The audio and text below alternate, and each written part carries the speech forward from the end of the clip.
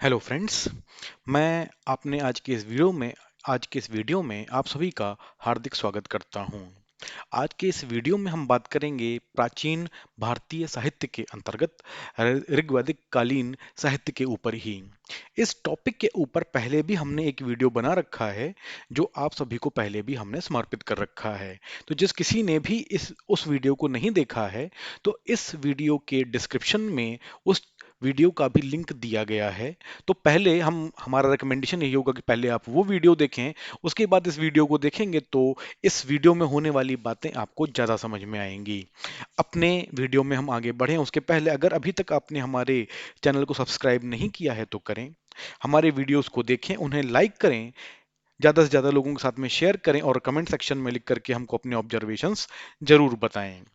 तो आते हैं हम आज के अपने इस वीडियो के ऊपर, जिसमें हमको ऋग्वैदिक कालीन साहित्य के ऊपर बात करनी है। तो जो पहली चीज दिमाग में आती है वो ऋग्वैदिक काल में शिक्षा, मतलब कि उस समय जो पुस्तकें लिखी गई उसमें शिक्षा को किस तरीके से बताया गया है, किस तरीके से दर्शाया गया है।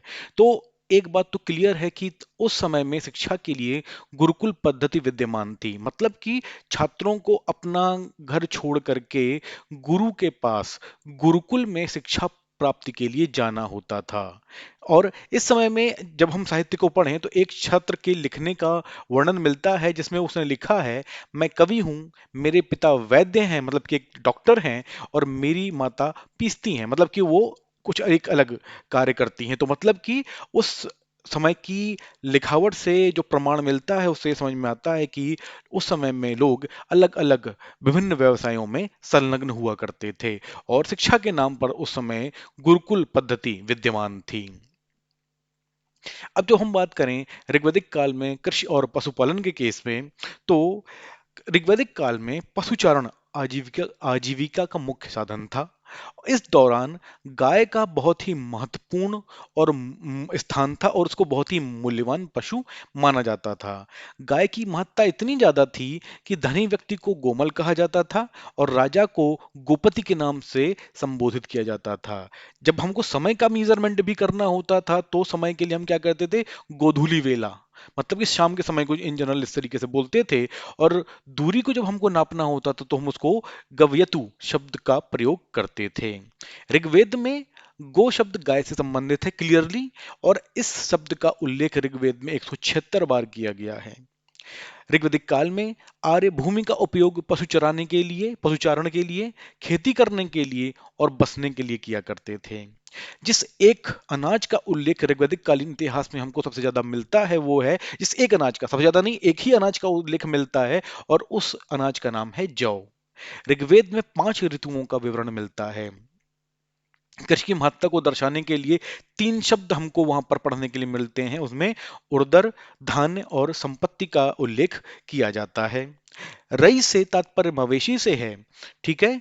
और इस दौरान घोड़ा, हाथी, ऊंट, बैल, भेड़, बकरी और कुत्ता प्रमुख पालतू पशु हुआ करते थे, जिनमें से अधिकांश या तो आने जाने के लिए यूज हो जाते थे और या तो फिर उनसे हमको जैसे अगर हम भेड़ के बारे में बात करें तो उससे ऊन मिल जाती थी, बकरी से हमको दूध मिल जाता था, कुत्ते का अलग उपयोग था, ठीक, हाथी का आने जाने के लिए, घोड़े का आने जाने के लिए, ऊंट का आने जाने के लिए, बैल का कृषि में उपयोग होता था। तो उपयोग के हिसाब से इन सभी जानवरों को पाला जाता था और इनका वहां पर उपयोग किया जाता था।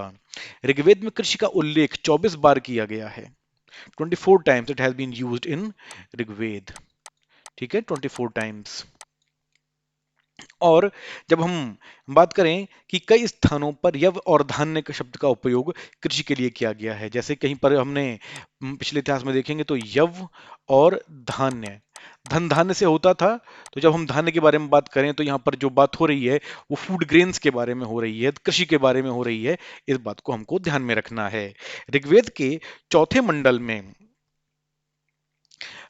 खेती की प्रक्रिया का वर्णन किया गया है और ऋग्वेद में जिन कृषि संबंधी शब्दों का उपयोग बहुतायत से किया गया है उसमें उर्वरा, जिसका मतलब होता था जुते हुए खेत, लांगल, मतलब कि जिसका मतलब होता था हल, ठीक, करिशु, करिशु का मतलब होता था गोबर की खाद, ठीक, गोबर की खाद तो खैर आजकल भी यूज होती है। और सोचिए कि हमारे पास टेक्नोलॉजी उस समय से मौजूद है कि गोबर हम तब भी यूज करते थे एज फर्टिलाइजर और आज भी करते हैं। अवट मतलब कुआं, पानी की सप्लाई के लिए। सीता मतलब हल के निशान। इसका उपयोग तो खैर जैसे रामायण में किया गया है, तो जैसे हम सीता माता को कहते हैं, तो इसके पीछे की एक कहानी कहीं किसी के मुंह से ये भी सुनी हुई थी। जैसे हल के निशान बनते हैं जिसको हम इंग्लिश में फ्यूरो कहते हैं, ठीक है, तो उसको सीता कहते थे। और चूंकि वो उस समय पे राजा जनक अपनी पत्नी के साथ खेती ही कर रहे थे जब सीता जी मिली थी, इसलिए उनका नाम सीता रख दिया गया था। कीवाश, ठीक, जिसको हम हलवाहा कहते हैं। पर्जन्य, जिसका जिसको जिसका तात्पर्य बादल से होता है। कुल्या, जिसका तात्पर्य नहर से होता है। खिल्प, जिसका मतलब चारागाह से होता है। दातर, जिसका मतलब हांसिया, मतलब कि कटाई करने के लिए। स्थवी, अन्न कोठार और शूर्प चलनी। वर्ष, गट्ठर इत्यादि शब्द कृषि से संबंधित है। इनका उल्लेख हमको ऋग्वेद में पढ़ने को मिलता है। अब बात करते हैं ऋग्वैदिक कालीन शिल्प और व्यापार के बारे में। ऋग्वैदिक काल में व्यापारिक गतिविधियां काफी काफी सीमित थीं। व्यापार मुख्य रूप से वस्तु विनिमय प्रणाली के आधार पर किया जाता था, जिसको हम लोग बार्टर सिस्टम कहते हैं बेसिकली। ठीक है, बार्टर सिस्टम। ठीक, कि अगर हमने आपने हमको कोई वस्तु दी तो हमने उसके बदले में आपको दूसरी वस्तु दे दी जो हम उसके बराबर की इक्वली इंपॉर्टेंट समझते हैं। ऋग्वैदिक काल में कपड़े बुनने का कार्य बड़े पैमाने पर किया जाता था। यह कार्य मुख्य रूप से स्त्रियों द्वारा किया जाता था। इसके लिए श्री नामक शब्द का उपयोग किया जाता है। श्री, ठीक। और ऋग्वेद में करघा के लिए तसर शब्द, बने हुए ओतु और तंतु उनके लिए सुध्यव शब्द का उपयोग किया जाता है। जुलाहे को तंतुवाय, बढ़ई को तक्षण और चमड़े का कार्य करने वाले को चर्मन्न कहा जाता था। ठीक, जिसका जिसका जिक्र हमको बाद के साहित्य में भी कहीं ना कहीं पढ़ने को मिलता है। इस दौरान रथों का बड़ा महत्वपूर्ण योगदान होता था, उसका बड़ा महत्व होता था।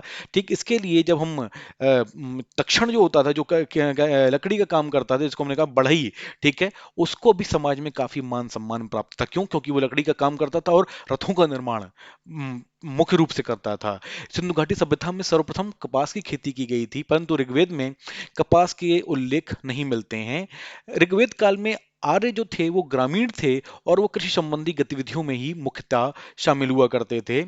इसीलिए ऋग्वेद काल में व्यापारिक गतिविधियां ज्यादा प्रचलित नहीं थी उस हिसाब से। और इसमें गैर आर्य लोग व्यापार करते थे, उन्हें पणी कहा जाता था। पणी कहा जाता था। और ऋग्वैदिक काल में ब्याज पर ऋण देने वाले व्यक्ति को बेकनाट कहा जाता था। बेक नाट, जो एक तरीके से जिसको आप कहते हैं साहूकार कह लीजिए, ये कहा जाता था। इस दौरान व्यापारिक मार्ग जलीय और स्थलीय दोनों प्रकार का था। मतलब कि अगर व्यापार करने के लिए हमको सामान ले जाना है तो जल से भी ले जा सकते थे और थल से भी ले जा सकते थे, मतलब भूमि से भी ले जा सकते थे। व्यापार के लिए निष्क और सतमान का उपयोग किया जाता था। यह स्वर्ण आभूषण थे, बाद में जो विनिमय का माध्यम बन गया था। ठीक, अब जो स्वर्ण आभूषण थे उसमें जो हम बात करें तो एक हो जाता है हमारा यहाँ पर निष्क, और दूसरा जो हमारा आभूषण है उसका नाम है शतनाम। शत शतमान, सॉरी, शतमान, शतनाम नहीं, शतमान।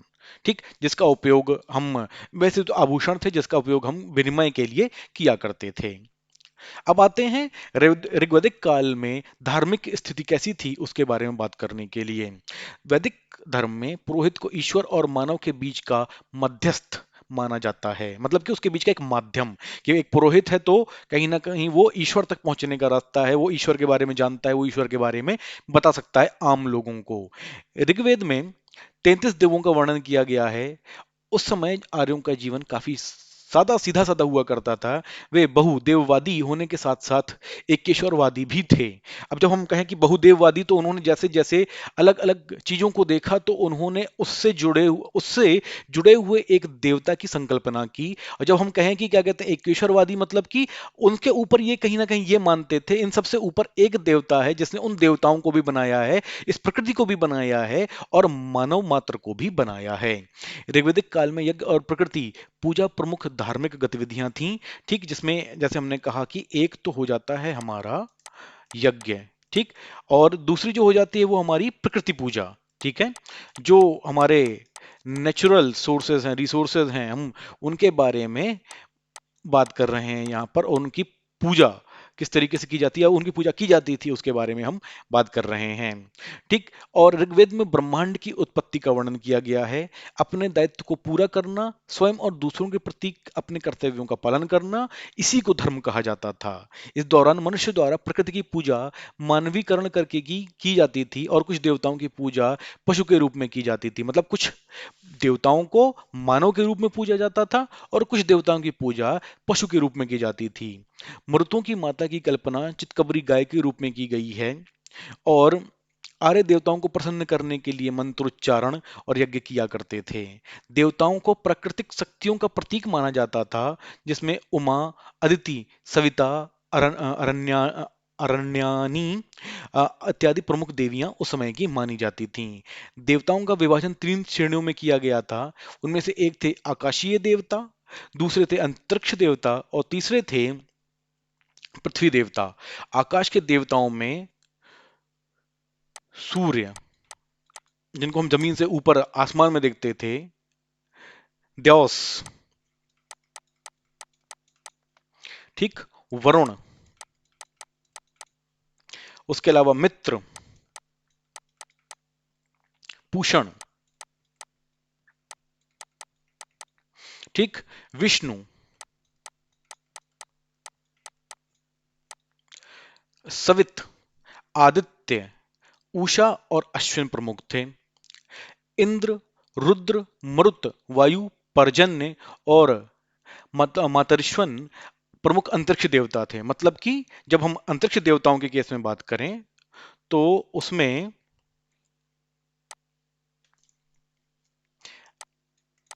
इंद्र आते थे, रुद्र आते थे, मरुत आते थे, वायु, पर्जन्य,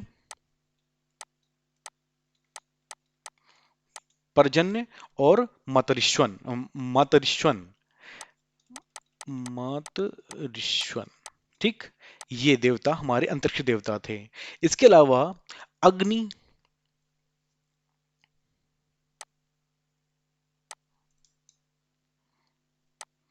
अग्नि, सोम, पृथ्वी, बृहस्पति,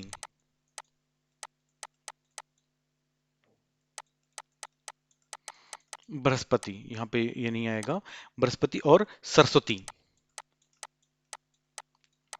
ये हमारे पृथ्वी के देवता थे। ठीक। तो हमने 3 भागों में इनको विभक्त किया था। उसमें आकाशीय देवता, अंतरिक्ष देवता और पृथ्वी देवता आते थे। ठीक है। तो सूर्य, वरुण, मित्र ये सब हो गए हमारे आकाशीय देवता।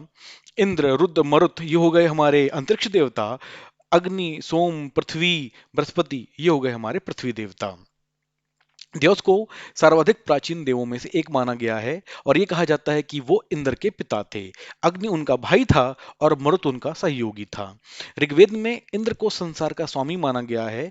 उन्हें पुरंदर, पुरभिद और अत्सुजीत भी कहा जाता है। इंद्र को वर्षा का देवता माना जाता है। इंद्र के अन्य नामों में वज्रबाहु, रथेष्ठ, विजेंद्र, सोमपा, सतक्रतु, वृत्रहन और मधवन ये उनके अलग अलग नाम थे। ऐसा कहा जाता है कि उनकी पत्नी का नाम सची अथवा इंद्राणी था। जब हम अग्नि ऋग्वैदिक कालीन के दूसरे सबसे महत्वपूर्ण देवताओं के बारे में बात करें, तो उसमें अग्नि का नाम आता है। उन्हें देवताओं और मनुष्यों के बीच मध्यस्थ माना जाता था, क्योंकि अग्नि के माध्यम से देवताओं को आहुतियां दी जाती थीं यज्ञों के दौरान में, और अग्नि पुरोहितों के देवता भी माने जाते थे। और ऐसा माना जाता था कि अम, अग्नि के बारे में हम बात कर रहे हैं, और ऐसा कहा जाता था कि वो पुरोहितों के देवता थे। ऐसा माना जाता था कि उनका निवास स्वर्ग है।